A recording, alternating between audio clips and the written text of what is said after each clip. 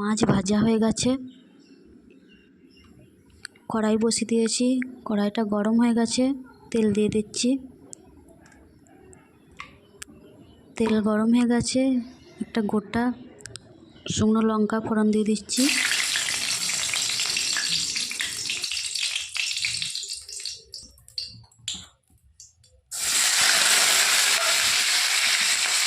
দিয়ে দিয়েছি, মাছটা ভালোভাবে খড়িয়ে নেবো লালচে লালচে করে। তারপর একে একে মশলাগুলো দিয়ে দেবো। জিরে গুঁড়ো, হলুদ গুঁড়ো, লঙ্কা গুঁড়ো, কাশ্মীরি লঙ্কা আর আদা রসুন বাটা, জলটা দিয়ে দেবো। ভালোভাবে মশলাটা কষিয়ে নেব। কষানো হয়ে গেল,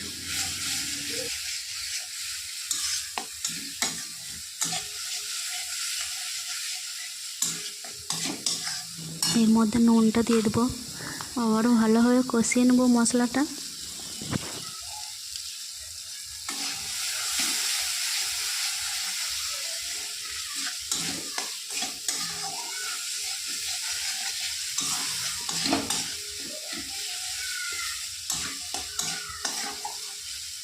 মশলা তেল ছেড়ে দিয়েছে, এর মধ্যে জল ঢেলে দেব।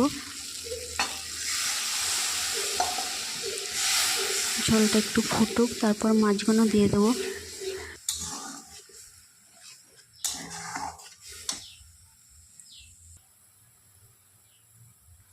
ঝোলটা ফুটে এসছে, এরপর একে একে মাছগুলো দিয়ে দেবো।